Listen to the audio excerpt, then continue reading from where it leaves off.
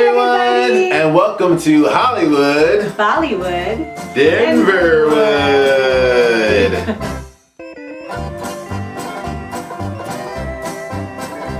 Welcome to Hollywood, Bollywood, Denverwood, where you learn how to start your acting career, no matter where you live.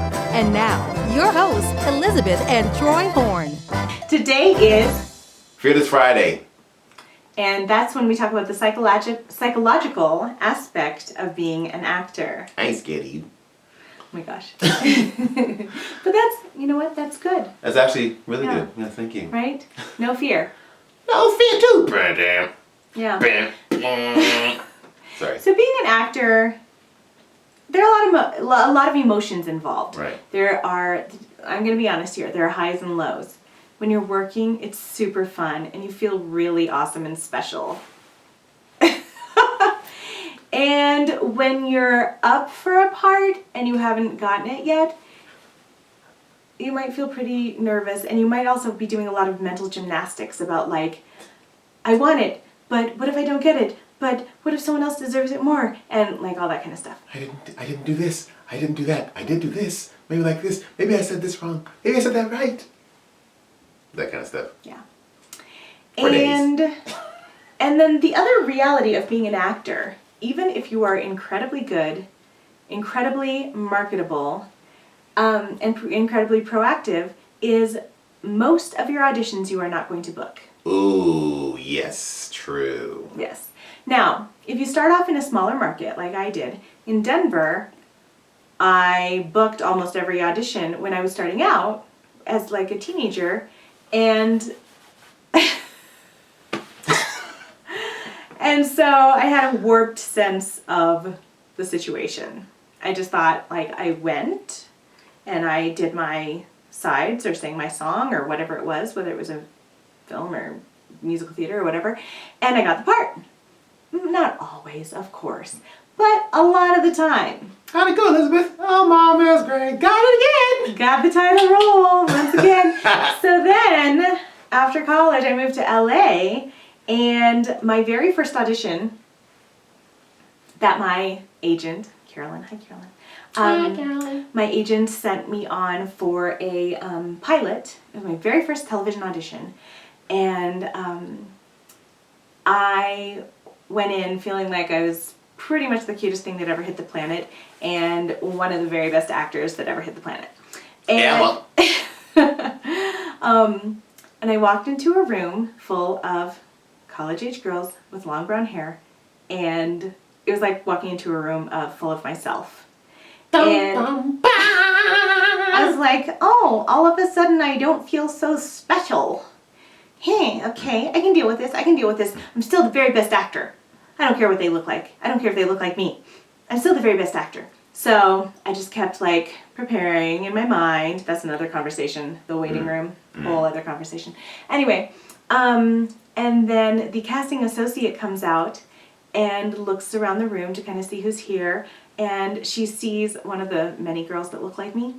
And she's like, oh my gosh, I'm going to tell the casting director you're here. I'm not saying the casting director's name, but I'm going to tell her you're here. And then the casting director comes out and hugs this other girl that's up for the same part as me, and kind of announces to the room, I cast her in her first Pampers commercial. That was like a 20-year relationship right there. And here was me, like, just moved to LA. So anyway, so I moved to LA, and there was just a lot more competition. What I found is that with hard work and dedication and training, you can definitely get into that top group of people who are getting seen for the parts. Yes. You really can. Because most people aren't working that hard, aren't training, aren't dedicated. Right. So if you are doing those things, then you can get into the top group. Now, once you're in that top group, crazy competitive, because everybody's just so good, completely castable, and it's just putting the puzzle together, you know, Right. Who looks like the family, or who works best with the energy of the other lead, or whatever. Right. Yeah. So you have to take all that, you're taking all that into perspective. Then you think, okay, so now I worked really hard. I've gone to school, I've studied, I'm working with an acting coach, I'm going to as many auditions as I can.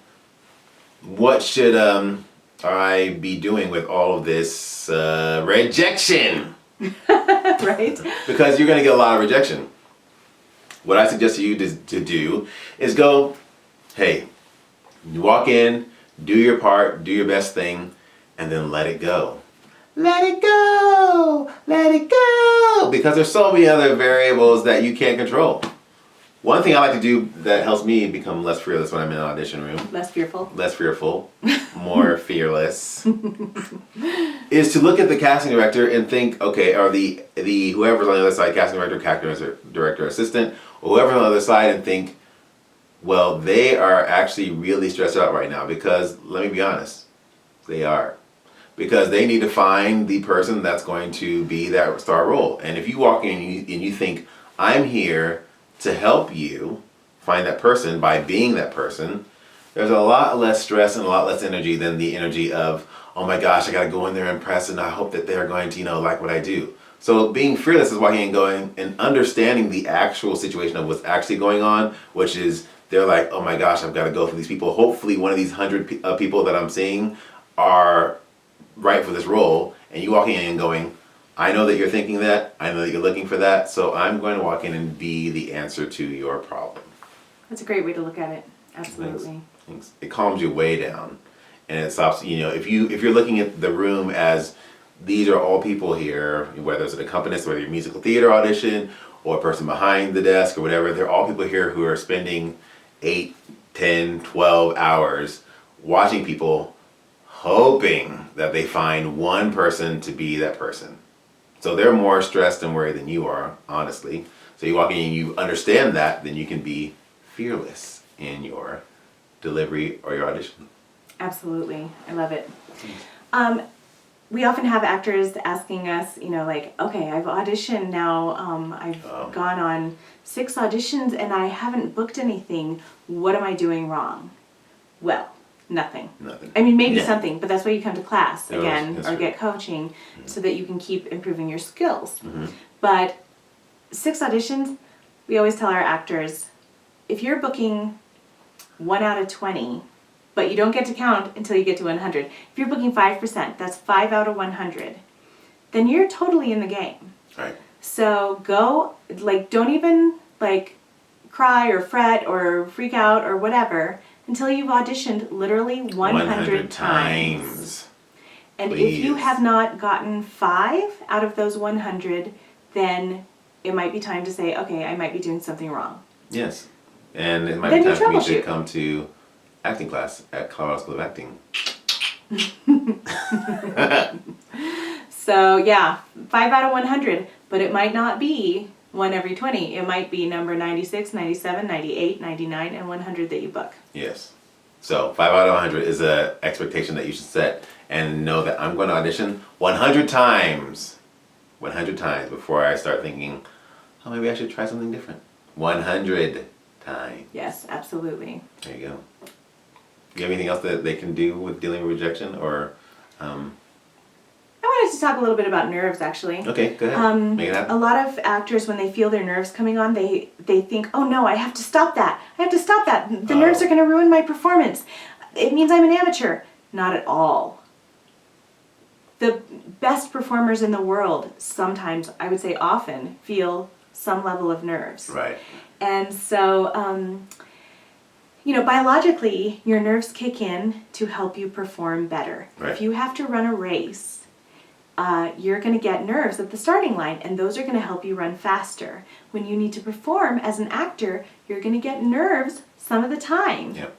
And those are going to help you get into your scene. So what emotion do you need for your scene when you come in, like your moment before? Are you angry? Are you frustrated?